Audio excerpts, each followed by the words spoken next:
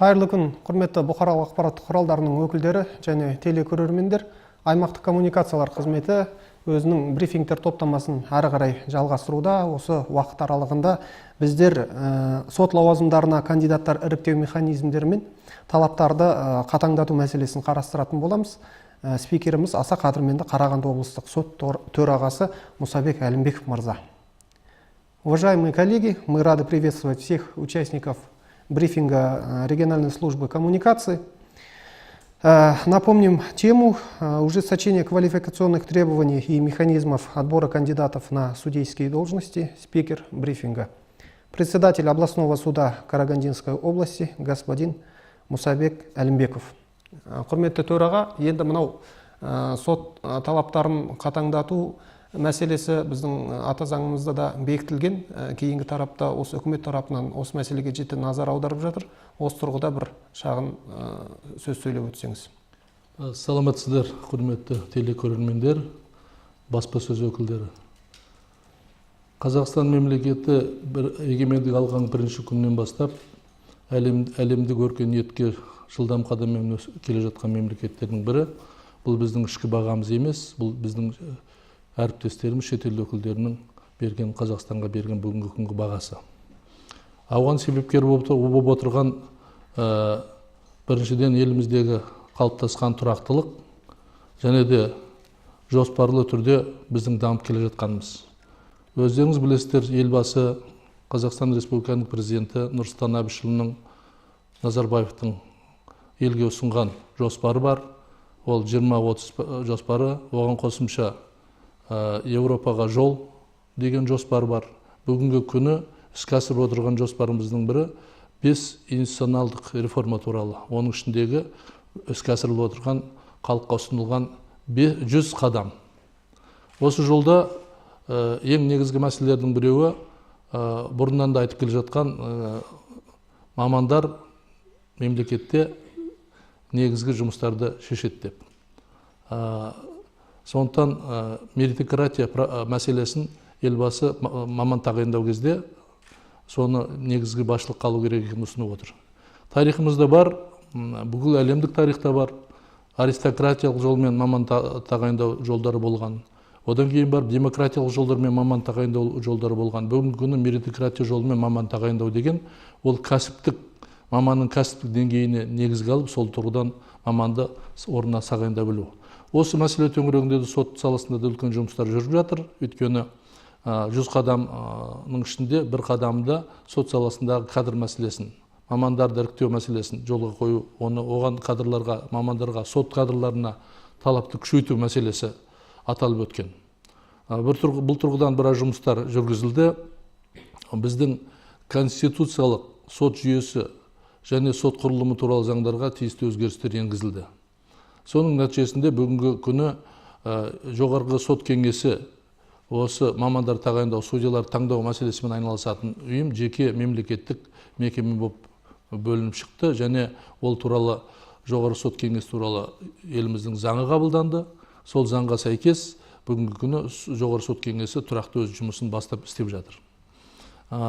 Бұрында да сот саласында да біраз жұмыстар болмады деп айтуға болмайды, бірақ кемшіліктер маман тағайындау барысында, судьялар тағайындау барысында кемшіліктер орын алған, ол әр уақытта мүмкін болуы да мүмкін.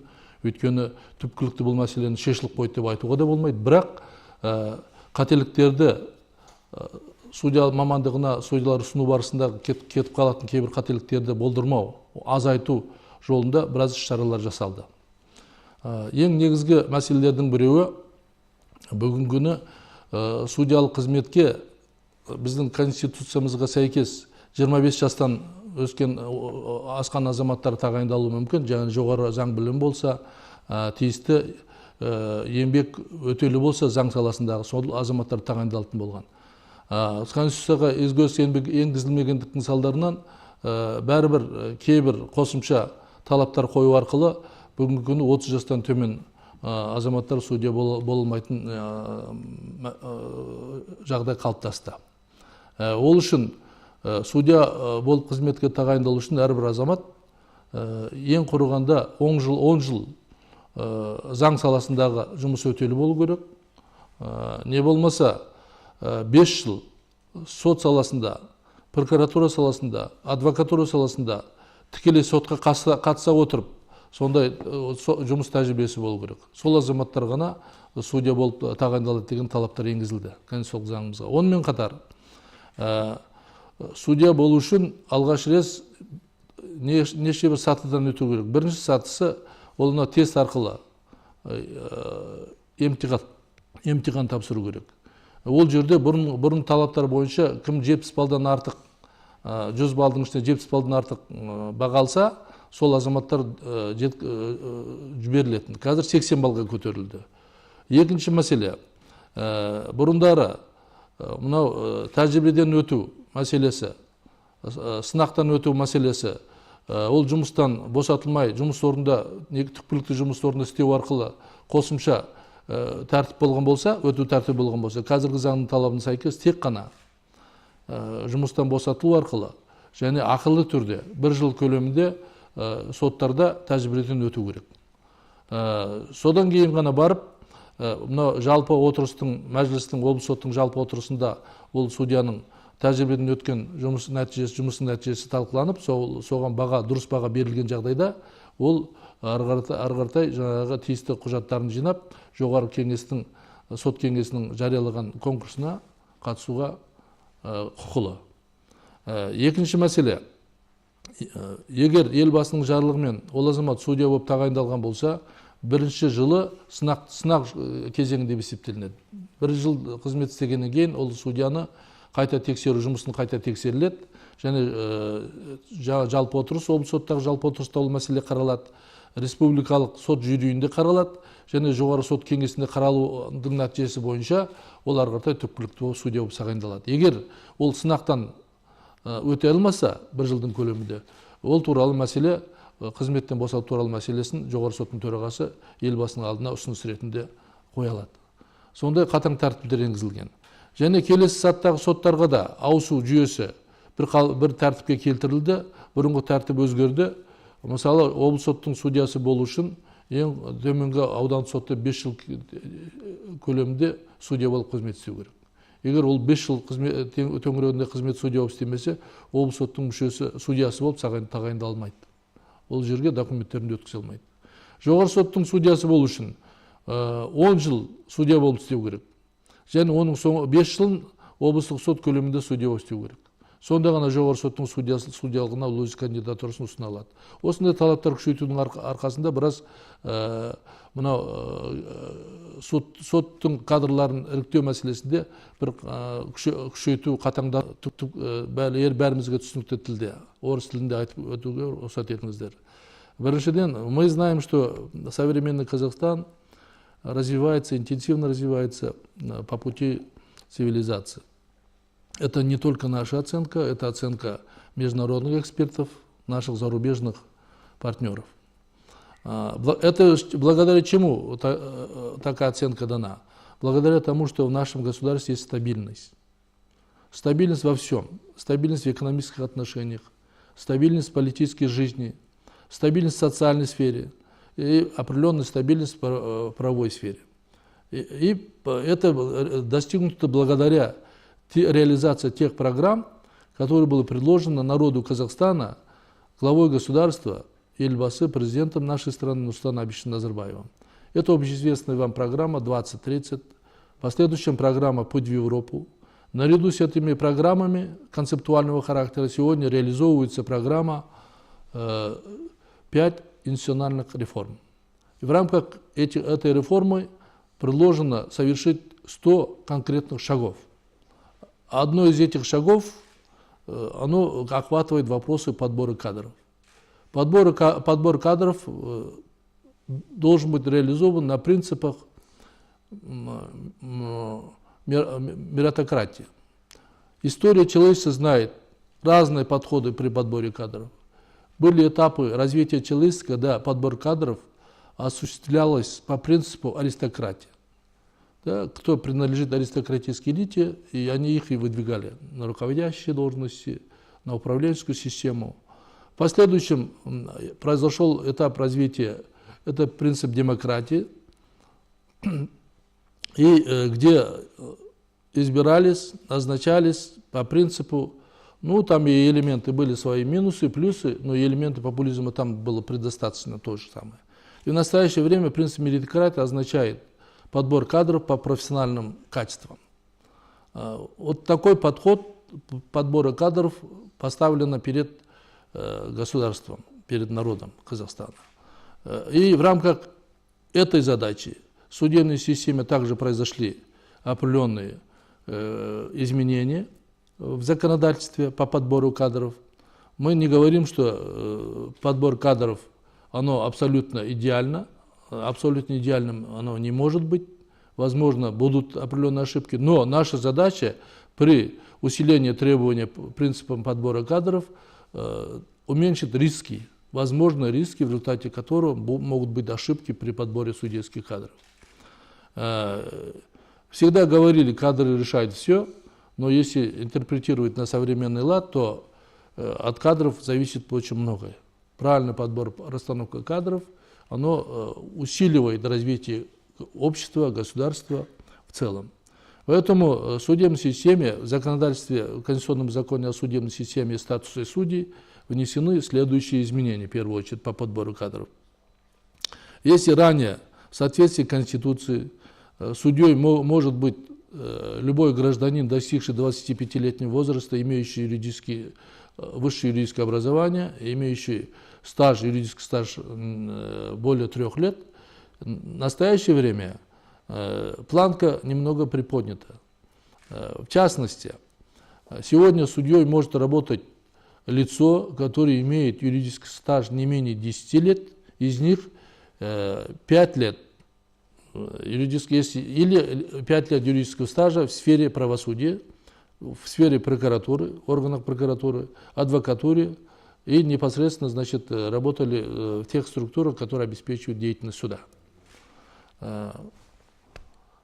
Далее, они должны пройти квалификационные экзамены. Но квалификационный экзамен состоит из 3 этапов. Первый этап – это сдача экзамена тестирования, через тестирование, где они должны набрать 80 баллов. Ранее было 70 баллов. И второй элемент – они должны пройти психологический тест. И далее устный экзамен на конкретные теоретические вопросы. Из 3 этапов состоит экзамен, сдача экзамена. После благополучного прохождения этих процедур претендент должен пройти стажировку судья. Если ранее стажировка проводилась в рамках без освобождения от занимаемой должности, сегодняшняя стажировка она будет с освобождением от занимаемой должности, с сохранением с компенсацией заработной платы, выплаты заработной платы в рамках 70% от должности, которые равносильно действуют в судебной системе. Для того, чтобы стать судьей областного суда, требования также были уже усилены. В частности, судьей областного суда может быть лицо, которое проработал 5 лет судьей в районном суде. А, естественно, Верховный суд судьей может пройти тот кандидат, который проработал в судебной системе 10 лет и более. Из них 5 лет минимум он должен проработать в областном суде судьей. Вот такие требования представлены на законодательстве. Далее, если судья первый раз избирается судьей, то первый год считается испытательным сроком. По истечении испытательного срока, по истечении работы судьи анализируется специалистами, в последующем рассматривается в пленарном заседании областного суда, и далее рассматривается судебным жюри Республики Казахстан и Высшим судебным советом. Если он получит положительную оценку, он может далее остаться судьей. Но ежегодно, через каждые 5 лет, судья аттестируется. А если он не прошел, по итогам испытательного срока не дал тех показателей, которые не дал тот результат работы, качественный результат работы, то он может быть освобожден от занимания должности по представлению председателя Верховного суда. И это такие общие, так сказать, требования, которые предъявляются судьям. Плюс к этому в процессе подбора кадров у нас во всех регионах действуют общественные советы, где представители общественности, в том числе представители прессы принимают участие в обсуждении кандидатуры того или иного претендента. И в сайтах судебных органов все эти данные размещаются. Любой может войти в сайт судебной системы Республики Казахстан, программу «Төрелік», и там найти необходимые данные относительно того или иного кандидата. И мы тем самым усиливаем общественный контроль за деятельностью судебных органов. К этому еще, если приплюсовать, что сегодня все процессы мы стараемся добиться стопроцентной фиксации, аудио-видеофиксации судебных процессов и размещение всех судебных документов почти что на грани его исполнения, размещаем в наших сайтах, то прозрачность судебной системы, мы полагаем, что она будет обеспечена. Транспарентность, прозрачность нашей судебной системы нигде, такого уровня, нигде, ни в одном государстве нету, я вам это авторитетно заявляю. Будучи, проработав в международном суде, я изучал, выезжал, посмотрел много судебных систем, многих европейских стран, начиная Америки и наших ближайших, дальних соседей. И я убедился, что они интересом наблюдают, как мы эти вопросы реализовываем сегодня. Они удивляются, значит, действительно судебная система у нас очень прозрачна.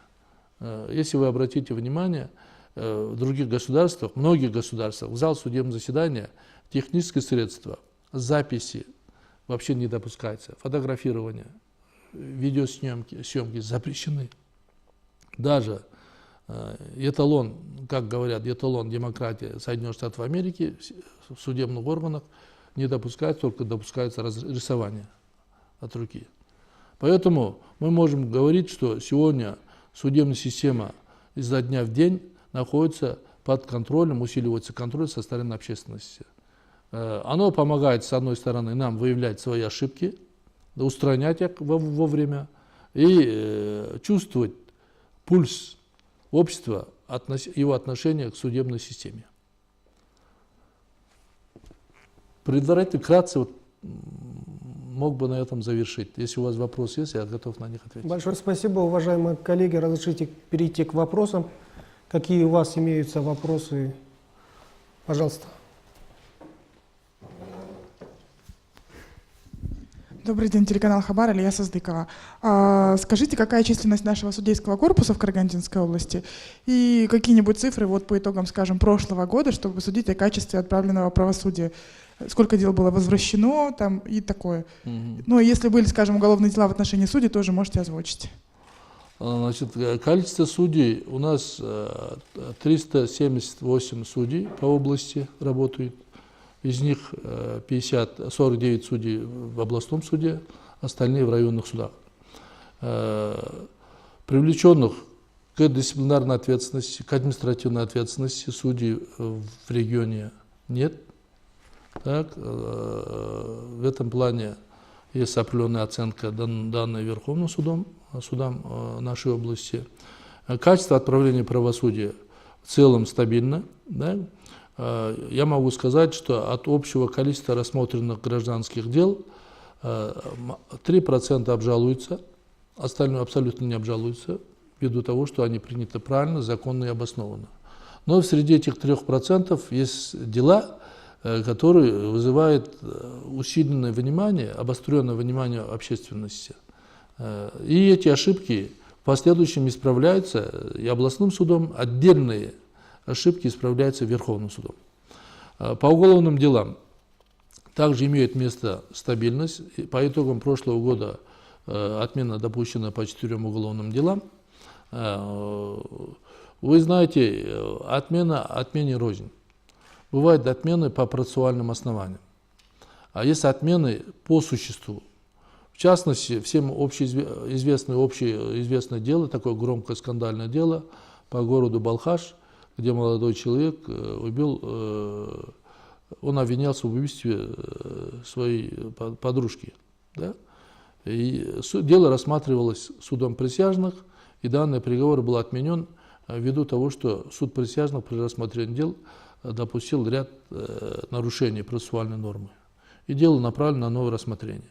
В настоящее время вопрос находится на стадии подбора суда присяжных, а суд присяжных подбирается по определенным принципам. Там есть определенные критерии, требования, и это непростой процесс.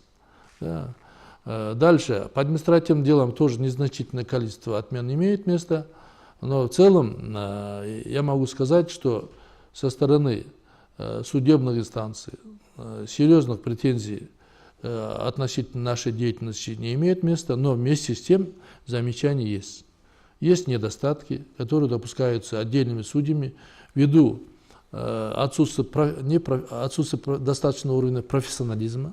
И такие факты есть по отдельным категориям дел. Есть элементы, возможно, определенной ангажированности. Это тоже мы не можем исключить. Но мы изучаем каждую отмену, исходя из этого принимаем решение, что в данном случае имело место. Если имело место недостаточный уровень квалификации, то занимаемся предметом по повышению квалификации этого судьи. То есть мы принимаем меры вспомогательного характера. Но если, значит, имеет место иного характера, допустим, халатность, поверхностное рассмотрение, в таких ситуациях принимаем меры администрирования. Это рассматривается данный вопрос на президиуме пленарного заседания областного суда, где учиняем определенный спрос, требования к этому судье, чтобы он занимался более конкретно своей деятельностью. Но общество должно понимать, что сегодняшний день, сегодняшние правоотношения предъявляет масса таких позиций, которые ранее были неизвестны в обществе.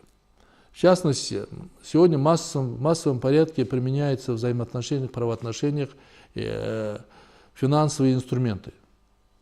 Финансовые инструменты международного характера и другие, которые глубоко известны специалистам, которые занимаются этой деятельностью.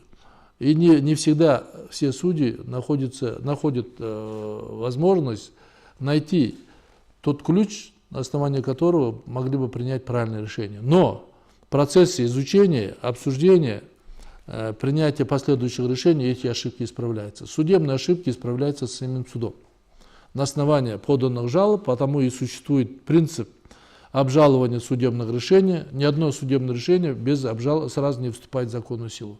Каждой стороне дается право обжаловать его, и в последующем оно проверяется вышестоящими судебными инстанциями. Обжалуется в апелляционном порядке, обжалуется в кассационном порядке, и таким образом эти ошибки устраняются. Но кто не работает, тот не ошибается, говорят. К сожалению, 100% обеспечить безошибочную работу сегодня не достиг ни одна судебная система мира.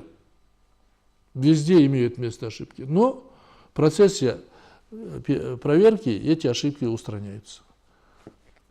Далее. Мархабат. Қазақ радиосының Қарағанды облысында меншік тілшісі Сейітқали Әшім деген азамат. Құрметті Мұсабек Тұрғынбайұлы, жалпы енді сізді біз осы жоғары соттың азаматтық істер алқасын басқарғаннан, жоғары соттың төрағасы болғаннан білеміз. Қазір енді Қарағанды облысы сотын басқарып отырсыз. Жалпы сот саласының жақсы реформаторы ретінде қазіргі соттағы жүргізіліп жатқан реформаға айрықша тоқталсаңыз. Елбасымыз жоғары соттың төрағасы Қайрат Әбдіразақұлы Мәми мырзаның алдына бірқатар міндеттер жүктеп, нақты талаптар қойған еді. Онда сотты реформалау, электронды сот жүйесін құру осы жөнінде. Және арнайы салғырт қараған өзісіне соттарды қарайтын этикалық комиссия бар. Сот этикасы жөнінде. Осы комиссияны кім жасақтайды? Осы комиссияның жұмысына да айрықша тоқталсаңыз. Рахмет сұрағыңызға. Біріншіден айта кетейін дегенім, реформа деп күрт өзгерістерді айтуға болады. Реформа біздің мемлекетте осыдан біраз жыл бұрын болған. Сот саласы қазіргі жүйеге ауысқан. Бүгінгі сот жүйесі, сот құрылымы өмір талаптарына сай деп айтуға болады. Өйтіп айтатын себептеріміз, оған негіздеріміз бар. Басқа мемлекеттердің сот жүйелерімен салыстырған кезде олар біздің тәжірибемізді де зерттеп жатыр қазір бүгінгі күні. Сот жүйесі әр уақытта елбасының назарында болған. болашақта да бола береді деп ойлаймын. Сондықтан сот жүйесінің жұмысы бір қоғамдағы қалыптасқан жағдайдың бір индикаторларының біреуі сияқты.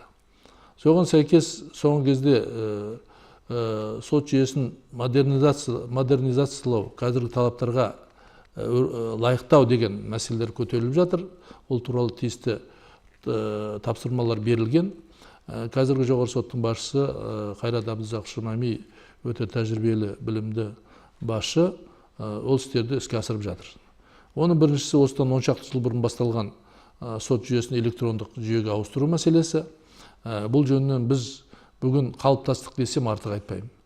Өздеріңіз білесіздер, электрондық үкімет жүйесі ол да іске асырылып жатыр. Соның ішінде біз рейтинг бойынша салыстырмалы келгенде ең бірінші орында келе жатқан жүйеміз сот жүйесі. Сондықтан да мен айтып отырған 100%, 100% барлық істердің бәрі электрондық жүйеменен мынау таспаға басылып, бүгін қаттама емес, сол таспаға басылған флешка не болмаса сол диск беріледі тараптарға. Олар содан өздерінің сотта не болғанын бәрін қайтып көрулерге мүмкіншіліктері бар. Қай жерде қателіктер кетті, қай жерде дұрыс шешілмеді деген мәселе төңірегінде ой қорытылады, мамандармен келісе алады. Екіншіден, бүкіл электрондық жүйе сот істерді қабылдау мәселесі, сотқа келіп түскен өз қағаздарын қабылдау мәселесі, соның бәрі электрондық жүйеге көшірілген. Бүгінгі күні біз бір 20%-дай талап арыздарды электрондық жүйемен қабылдап отырмыз. Ал егер азаматтар одан көбірек берсе, біз одан көбірек қабылдауға да мүмкіншіліктеріміз бар. Мемлекеттік жүйелер арасында қарым-қатынастар, іс-қағаздарды айырбастау мәселесі бізде қағазбен бастылықпен емес, тек электронды жүйемен ғана іске асырылады. Онымен қатар сотқа тиісті түгел ақпараттар, мына мамандарды іріктеу мәселесі, сот жүйесінде болып жатқан жалпы жиналыстардың нәтижесі, алға қойған міндеттердің орындалу жағдайларының мәселелері, соның бәрі электрондық біздің жүйеде бар. Бүгін кез келген азамат, әрбір сотқа барсаңыздар, киоск тұр, содан барып тікелей көруге болады. Не болмаса үйіңізде отырып біздің жүйеге кіріп, оны көруге болады. Мен өйткені бұл мәселені Беларусияда жүріп те тексеріп көрдім. Бір-екі аудандық, алыстағы аудандық соттардың жүйесіне кіріп, соларда қаралып жатқан істердің жағдайын көрдім. Сондықтан бұл жүйе бізде жұмыс істейді. Ал енді сот жүйесіндегі азаматтар, сот саласында қызмет етіп жүрген судьяларға талапты күшейту мәселесі, бүгінгі талап, негізгі талаптардың біреуі, ол қоғамдық бақылауды күшейту. Қоғамдық бақылауды күшейту арқылы соттың жұмысына баға беру мәселесін және соның нәтижесіне байланысты тікелей судьяға баға беру мәселесін іске асырып жатырмыз. Соны іске асыру барысында әр 5 жыл сайын судьялар тиісті тексеруден өтеді. Аттестация дейміз. Ол жерде тек қана оның істеген жұмысын ғана емес, оның кәсіптік деңгейі өркендеп келе жатыр ма, бұрында тоқтап қалды ма. Үшіншіден, оның мына әдебі қандай, өмірдегі іс-әрекеттері қандай мәселесін. Осы судьялардың бірінші съезінде бізде сот әдеби туралы тиісті құжат қабылданған. Кодекс судейской этики деген.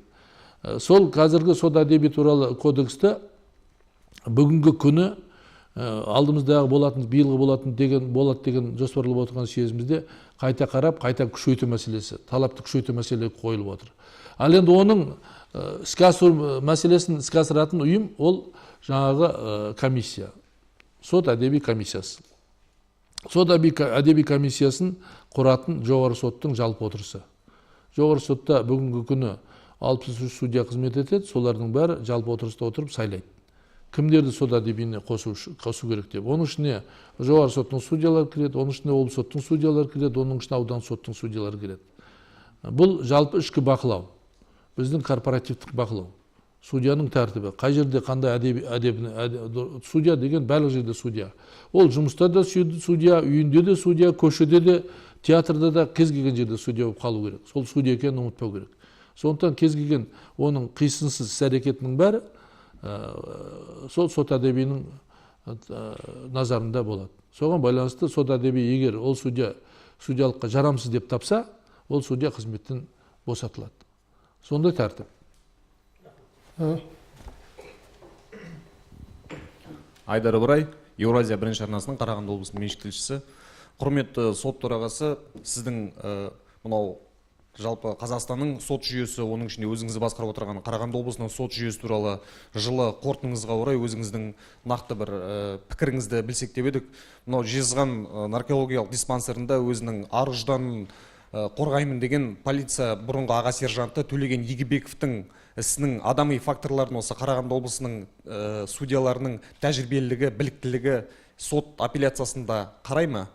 Осы бірінші сұрақ, және екінші сұрақ, рұқсат етсеңіздер, мынау қазіргі таңда Қарағанды облысының басшылары, Қарағанды қаласының басшылары бостандыққа шығып отыр. Осы тұрғыда бұрынғы премьер-министр Серік Нығметұлының бостандыққа шығуға мүмкіндігі бар ма? Рахмет. Екі сұрақ. Мен бір мәселені айтып кетпекпін. Жаңағы Жезқазған өңіріндегі полиция қызметкерлерінің қылмыстық ісі жуық арада осы алдымыздағы айдың 7-сі күні апелляциялық тәртіпте ол сотта қаралады. Сондықтан мен оған баға беріп кеткенім қазір ыңғайсыз болады. Бірақ бір нәрсені айтып кеткім келеді. Судья заңда қалай жазылса соны ғана орындайды. Оған тағылған айып бойынша ол ауыр қылмыс деп саналады. Және ол жерде жазасы көрсетілген 5 жылдан 10 жылға шейін деп. Судья 5 жыл берген төменгі деңгейде. Оны апелляция тексереді заңдылығын. Ал енді менің жалпы түсінігім бойынша кез келген мемлекеттік қызметкер мемлекетке қызметке кіргеннен кейін заңның шеңберінде ғана жұмыс істеу керек. Сол шеңберде ғана іс-әрекет жасай алады. Ол көшедегі жүрген қарапайым адам емес. Мемлекеттік қызмет деген өзіне бір міндеттерді жүктеп алған азамат. Оның өзінің құқықтық шеңберінде ғана іс-әрекет жасай алады. Өз еркімен, мысалы біреудің абыройына, не болмаса, мына қылмыскер деп, или тәртіп бұзған адам деп, не болмаса, маған көз ұнамайды, сөз ұнамайды деп, оған артық іс-әрекеттер жасауға бізге жол берілмейді. Өйткені ол мемлекеттік қызметтің тәртібіне сәйкес келмейді. Если в двух словах на русском языке, то каждый государственный служащий должен действовать в рамках дозволенного. На то и государственный служащий. Если каждый государственный служащий будет считать, что ему дозволено все, тогда мы перейдем к состоянию самосуда. Самосуд недопустимо.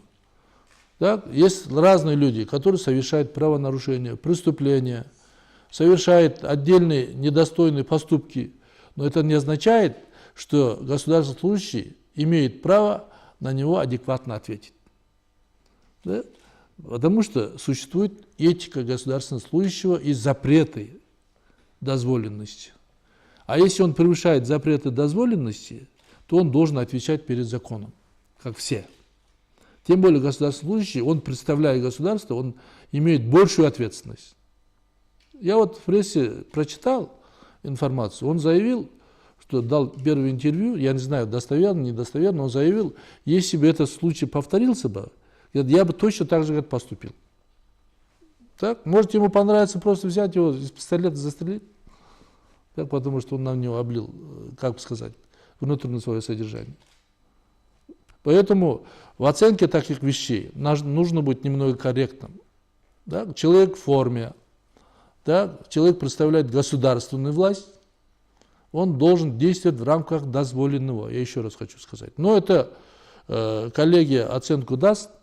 А вот человеческий фактор, то, что там иные вопросы, это в компетенции суда, суды, наверное, разберутся и примут решение. Но когда освещая вопрос, нужно исходить из общих принципов, общих порядков в государстве. Если кто-то в отношении кого-то совершил преступление, не означает, что потерпевший должен его тут же таким же образом наказывать. Так, тогда у нас вообще будет беспорядок. Это уже не принцип правового государства. В правовом государстве каждый должен отвечать перед законом за свой поступок, а не за чужой. За свой поступок. Поэтому вот эти моменты очень такие тонкие. Иногда некоторые необоснованные претензии, исходя из того, что отдельные наши граждане не знают реальный закон, так, оно нагнетает в обществе обстановку, ненужную, не нужно нагнетает. Я вижу, читал статью в газете «Время», где он сопоставляет с событиями, которые произошел в Темиртауском суде. Якобы им дали 4 года. А тогда вот этой 4-й части, этой статьи не было. Тогда она квалифицировалась по другой части, где предусматривалось наказание до 5 лет. А эта санкция, которую в отношении него ввели, в отношении этого полицейского, который его действия квалифицировали, санкция предусматривает от 5 до 10 лет. Другого наказания там не предусмотрено. Судья же, он законы не сдает, он реализовывает те законы, которые есть. Так? А на то были, наверное, ужесточение это законодательства в отношении отдельных сотрудников государственных органов усилено по требованию общества, когда имело место превышение полномочиями, отдельные факты рукоприкладства со стороны государственных служащих. Такие вещи недопустимы. Недопустимы. А суд даст оценку по конкретному случаю, по конкретному делу. Далее. В отношении известных личностей в законе все предусмотрено. Мы действуем в рамках закона. В законе предусмотрено, что за отдельные виды преступления, если лицо отбыл срок наказания 1/3 часть, то он может претендовать на условно-досрочное освобождение. Мы обязаны его рассматривать. И притом и закон, и нормативное постановление Верховного суда, там расписано, при каких ситуациях мы не имеем права их не отпускать из мест лишения свободы условно-досрочно. И эти ограничения четко обозначены. Если эти факты имеют место, суды им отказывают в условно-досрочном освобождении. Но если этих фактов нету, суд обязан освободить этого лица условно-досрочно, потому что закон так диктует, устанавливает такие порядки. А есть иерархия преступления по тяжести. Есть менее тяжкие преступления, есть средняя тяжесть преступления, есть тяжкие преступления, есть особо тяжкие преступления. В зависимости от совершенного преступления, срок, когда лица можно освободить условно-досрочно, там расписано. Это ни один судья произвольно не может его толковать. Он исходит из буквы закона. А вот неправильная интерпретация вот этих моментов иногда вводит людей в заблуждение. А это, значит, порождает как бы негативные отношения к судам со стороны общества. Я считаю, такая постановка вопроса в сфере прессы является неправильной, потому что представители прессы – это люди гуманной профессии. Так? А гуманизм предполагает взаимное уважение, любовь людей друг к другу. Так? Они должны сеять любовь, уважение друг к другу. Так? Они должны поднимать высшие ценности человечества наверх, а не низменные побуждения. Так? И в этом и как раз, мне кажется, главная задача нормального журналиста. Не надо искать такой негатив, который, если негатив реально, это другой вопрос. Если такой негатив, который побуждает людей на другие поступки. Да, в ваших руках огромное орудие. Это наш приговор в узком кругу читается или заинтересованными лицами читается. Но каждое слово читается всей страной и за рубежом, всем миром читается. И исходя из этого, цена ваших слов, она намного дороже стоит, чем любое слово. Поэтому в ваших руках огромное орудие. Поэтому қазақта айтқан сөз тас жарады, тас жармаса бас жарады дейді. Да? В переводе на русский язык слово, он может расшибить голову, да? Либо камень. Поэтому даже камень расшибается при сильном слове. Это образное выражение, но вместе с тем, это истина, это народная мудрость. Это истина, которая изложена устами народа, веками сложилась. Поэтому, уважаемые коллеги, я, допустим, человек достаточно открытый, всегда готов на любой вопрос ваш ответить. Если у вас какие-то вопросы относительно правосудия возникают или по конкретным делам возникают, пожалуйста, обращайтесь, мы исчерпывающий вам ответ дадим. Рахмет, бізде енді эфирге бір 5 минут көлемінде уақыт қалған екен. Қазақстан қараған телеарнасы. Добрый день, Гульбанур Жумабай, телеканал Казахстан Караганды. Известно, что судьи теперь будет готовить Академию правосудия в Астане. Набор в нее начнется уже этим летом. Вот кто может стать ее слушателем, и есть ли такие претенденты из нашей области? Все. Значит, Академия правосудия оно ранее действовало в рамках Верховного суда, в последующем оно было передано в управление Академии госслужбы, да, в составе. Там готовились кадры. Действительно, принцип не изменился, подходы.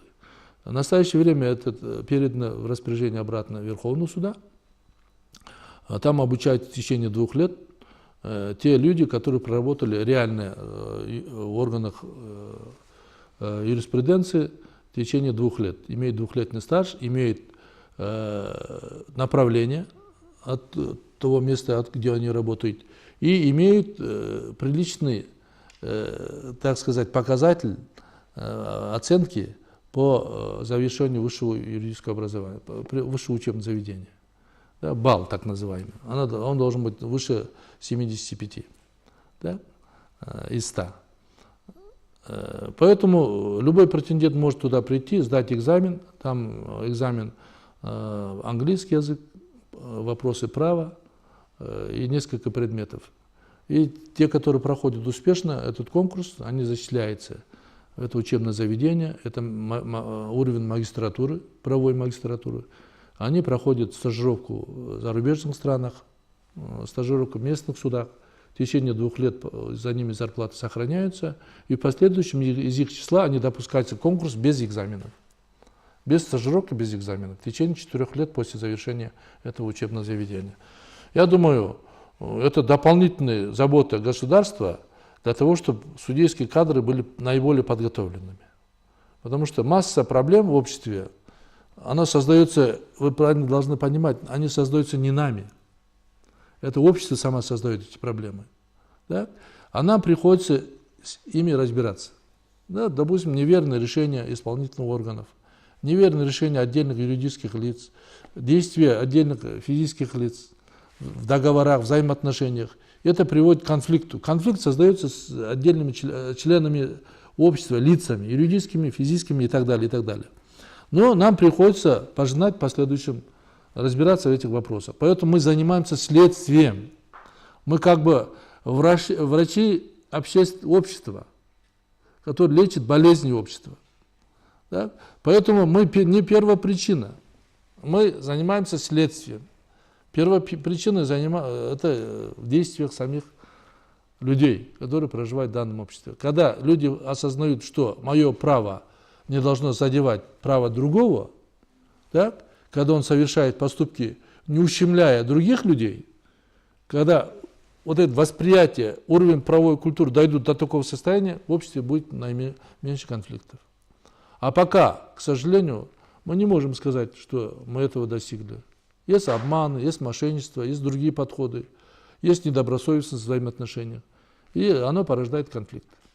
Большое спасибо. Мы благодарим вас за выступление. Уважаемые коллеги, на этом наш брифинг заканчивается. Информируем, что следующий брифинг будет проводиться 2 июня с участием руководителя управления здравоохранения Карагандинской области Ержаном Нурлыбаевым. Тема предстоящего брифинга – внедрение обязательного социального медицинского страхования. На этом мы заканчиваем. Всем доброго дня. Құрметті көрермендер, осымен бүгінгі брифинг межесіне жетті. Естеріңізге сала кетейік. Келесі брифинг Қарағанды облысының денсаулық сақтау басқармасының басшысы Ержан Нұрлыбаевтың қатысуымен өтпек. Брифинг тақырыбы міндетті әлеуметтік медициналық сақтандыруды енгізу болмақ. Осымен брифингтің эфирлік уақыты соңына жетті. Толғақты мәселелер шешімін таппай деген ниетпен біз сіздермен қоштасамыз. Аман сау болыңыздар. Сау болыңыз.